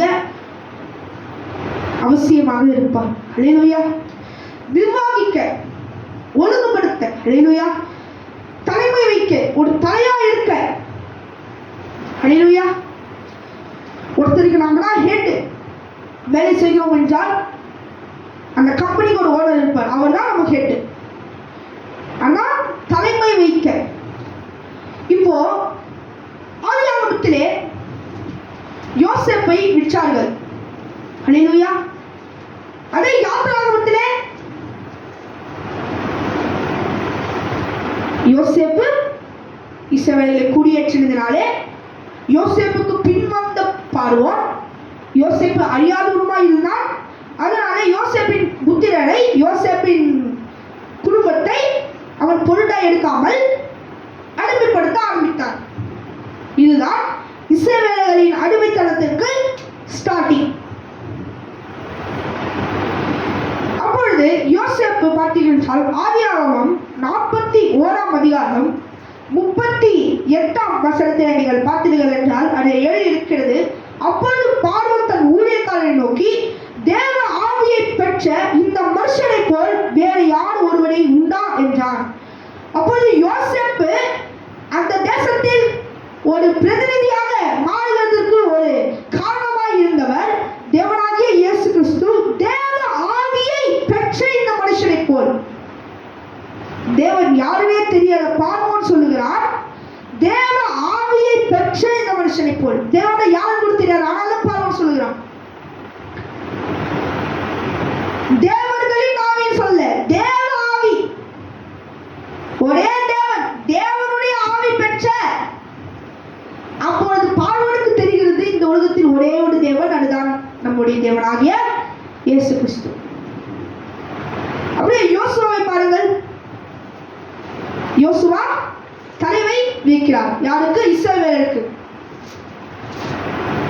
எல்லா எரிகோ மதில் எல்லா தடைகளும் வந்தாலும் யோசுவாவை அழித்து முடித்து எதனாலே அதை அவர் சாதிக்க முடிந்தது? உபாகமம் 27 அதிகாரம் 18 வசனத்தை பார்த்தீர்கள் என்றால், கர்த்தர் மோசேயை நோக்கி, ஆவியை பெற்றிருக்கிற புருஷனாகிய யோசுவா என்றும் நூனின் குமாரனை தெரிந்து கொண்டு அவன் மேல் உன் கையை வைத்து. தேவன் சொல்கிறார், ஆவியை பெற்றிருக்கிற புருஷனாகிய யோசுவா. அப்பொழுது பரிசுத்த ஆவியை தேவன் கொடுத்திருக்கிறார். யாருக்கு? யோசுவாவுக்கு. ஆவியை பெற்றிருக்கிற மனுஷனை நூனின் குமாரனாய் நீ கூப்பிட்டு அவன் மேல் உன் கையை வைத்து நீ அபிஷேகம் செய் அப்படிங்கிற மாதிரி தேவனாகிய கர்த்தர் மோசேக்கு அவர் சொல்லுகிறார். அடுத்து தானியேலை நீங்கள் பார்த்தீர்கள் என்றால், தானியேல் சிறைப்பட்டு போனார். எங்க? பாபிலோனுக்கு சிறைப்பட்டவனாய் அவர் வந்தார். அல்லேலூயா. தானியேல் 6 அதிகாரம் 3 வசனம் நீங்கள் பார்த்தீர்கள் என்றால், அதில் தானியேல் எழுதுகிறார், இப்படி இருக்கையில் தானியேல் பிரதானிகளும் தேசாதிபதிகளுக்கும் மேற்பட்டவனாய் இருந்தார். தானியேலுக்குள் விசேஷித்த ஆவி இருந்ததினால் அவனை ராஜ்யம் முழுமைக்கும் அதிகாரியாக ஏற்படுத்த ராஜா நினைத்தான். அப்பொழுது தானியேலுக்குள் ஒரு விசேஷமான ஒரு ஆவி, ஹல்லேலூயா, ஆளுமை செய்ய, நிர்வாகிக்க, தலைமை வகிக்க தேவனாகிய கர்த்தர் இந்த 3 பேரை நமக்கு என்ன பண்ணுகிறார்? ஒரு எக்ஸாம்பிளா தேவன் நமக்கு வைத்திருக்கிறார். ஹல்லேலூயா. 6வதாக தேவனுடைய பணியை நாம் செய்வதற்கு ஆவியானவர் நமக்கு தேவைப்படுகிறார். ஹல்லேலூயா. யோசுவா 3 அதிகாரம் நீங்கள் பார்த்தீங்கன்னா, யோசுவா 3 அதிகாரம் நாம் பார்த்தீங்கன்னா, யோசுவா 3 அதிகாரம் 34 வசனம். யோசுவா 3 அதிகாரம் 34 வசனத்தை நீங்கள் பார்த்தீர்கள் என்றால், தேவனாகிய கர்த்தர் நம் எல்லாவரையும் அவர் நேசித்து, இஸ்ரவேலர் எல்லாவரையும் அவர் நேசித்தார். எல்லாரையும் வழிநடத்தி கொண்டு வந்தார். அவர் எல்லாரையும் வழிநடத்தி இஸ்ரவேல் புத்திரரை யோர்தானை கடந்து எரிகோவை வீழ்த்தும்படி அவர் செய்து, அவர் நம்மை பாதுகாத்து வந்தார். அப்பொழுது எரிகோவை அவர் வீழ்த்த பிறகு ஒரே ஒரு மிஸ்டேக் அங்கே நடந்தது. ஒருவன் எரிகோவில் இருக்கிற பொக்கிஷங்களை பார்த்து எடுத்து ஒளித்து வைத்தான். எங்கே? கூடாரத்தின் நடுவே ஓட்டையை தோண்டி அந்த ஓட்டையில் எல்லாத்தையும் ஒழித்து வைத்து இஸ்ரவேலிடத்திலே ஒரு பெரிய அழிவை கொண்டு வந்தான். அப்பொழுது தேவனாகிய கர்த்தர் யோசுவாவிற்கு சொல்லுகிறார், ஜனங்களின் நடுவே பாவம் நுழைந்திருக்கிறது.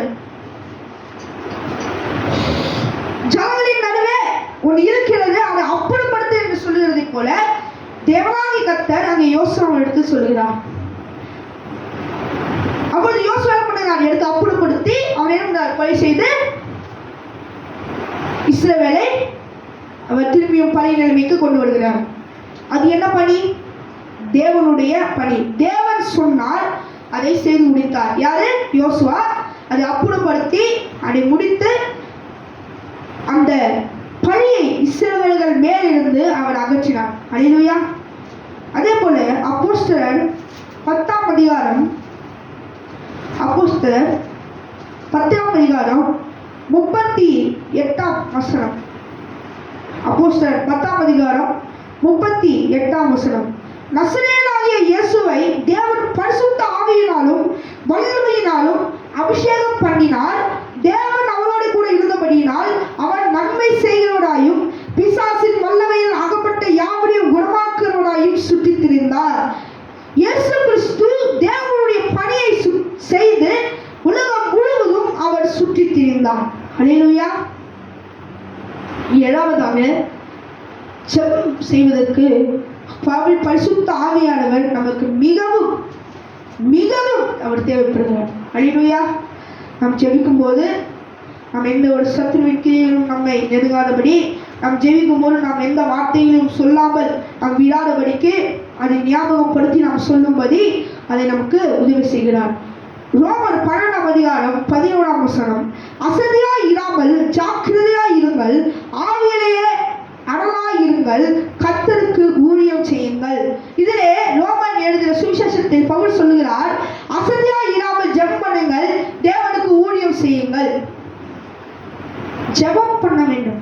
ஜெபம் என்பது ஒரு முக்கியமான ஊழியம். ஜெபம் எப்படி ஊழியமாய் மாறுவதை கேட்டீர்கள், நாம் ஜெபிக்கும் போது தேவனிடத்தில் அது போய் நாம் யாருக்காக நாம் ஜெபிக்கிறோமோ அவர்களுக்காக போய் தேவன் முறையாடுவார். யாருக்கிட்ட? பிதாவிடத்தில் முறையிட்டு தேவனாகி கர்த்தர் அந்த நாம் யாருக்காக ஜெபித்தோமோ அவர்களுக்கு விடுதலையையும் சமாதானத்தையும் அவர் வாங்கி கொடுப்பார். ஹல்லேலூயா. நியாயாதிபதிகள் 21 பரிசுத்த ஆவியானவர் ஜெபம் பண்ண உதவி செய்கிறார். ஹல்லேலூயா. ஜெபிக்க ஜெபிக்க ஜெபிக்க பிசாசுடைய கட்டுகள் அவர் நீக்கி அதை எல்லாவற்றையும் அவர் அழித்து நிர்மூலமாக்குகிறார். ஹல்லேலூயா. நம்முடைய தேவனாகிய இயேசு கிறிஸ்து அவர் ஜெபிக்கிறார். ஹல்லேலூயா. இரவும் பகலும் மாலையிலும் காலையிலும் எல்லா நேரத்திலும் அவர் ஜெபிக்கிறார். ஹல்லேலூயா. இரவு நேரத்தில் லூக்கா 6ஆம் அதிகாரம் 12ஆம் வசனத்திலே தேவனாகிய கர்த்தர் இரவிலே ஜெபிக்கிறார். ஹல்லேலூயா. நீங்கள் பார்த்தீர்கள் என்றால் லூக்கா 6ஆம் அதிகாரம் 12ஆம் வசனம், அந்நாட்களில் அவர் ஜெபம் பண்ணும்படி ஒரு மலையில் ஏறி முழுவதும் தேவனை நோக்கி ஜெபம் பண்ணி கொண்டிருந்தார். ஹல்லேலூயா. அப்பொழுது மாலையிலே எங்க அவர் ஜெபித்தார் என்றால் மார்க்கு 6ஆம் அதிகாரம் 46 47ஆம் வசனம் வரைக்கும் வாசித்தீர்கள் என்றால், அவன் ஜனங்களை அனுப்பிவிட்ட பின்பு ஜெபம் பண்ணும்படி ஒரு மலையின் மேல் ஏறினார். சாயங்காலம் ஆனபோது படகு நடுக்கடலில் இருந்தது, அவரோ கரையில் தனியா இருந்தார். இப்பொழுது அவர் சாயங்காலம் முழுவதும் அவர் என்ன பண்ணியிருந்தார்? ஜெபம் பண்ணி கொண்டிருந்தார். படகு நடுக்கடலில் இருக்கிற வரைக்கும் சாயங்காலம் முழுவதும் அவர் என்ன பண்ணியிருந்தார்? ஜெபம் பண்ணி கொண்டிருந்தார். ஹல்லேலூயா. அதே மார்க்கு 1ஆம் அதிகாரம் காலையிலே மார்க்கு 1ஆம் அதிகாரம் 35ஆம் வசனத்திலே அவர் அதிகாலையில் இருட்டோடு எழுந்து புறப்பட்டு வனாந்தரமான ஒரு இடத்தில் போய் அங்கே ஜெபம் பண்ணினார். அப்பொழுது அவரை திடப்படுத்தி யார் அங்கே இருந்தார்? பரிசுத்த ஆவியானவர் இயேசு கிறிஸ்துவுக்கு அவர் அந்த பலத்தை கொடுத்தார். ஹல்லேலூயா. அந்த ஞானத்தை கொடுத்தார், அந்த வல்லமையை கொடுத்தார். ஹல்லேலூயா. பரிசுத்த ஆவியானவர் ஒவ்வொரு இடத்திலும் நமக்கு அவர் தேவைப்படுவார். ஹல்லேலூயா. இந்த 7 விஷயங்களில் பரிசுத்த ஆவியானவருடைய ஆளுகை நமக்கு மிக அவசியமாய் அது இருக்கிறது. ஹல்லேலூயா. கர்த்தர் உங்களை ஆசீர்வதிப்பாராக. ஆவியானவர் நம்மோடு இருந்து நம்மை இதுவரைக்கும் வழிநடத்தி இதுக்கு மேல் இயேசு கிறிஸ்து வருகிற வரைக்கும் நம்மை பிசாசின் கைக்கு ஒப்பு கொடுக்காமல் நம்மை பாதுகாப்பார். ஹல்லேலூயா. கர்த்தர் உங்களை ஆசீர்வதிப்பாராக. ஆமென். ஆமென்.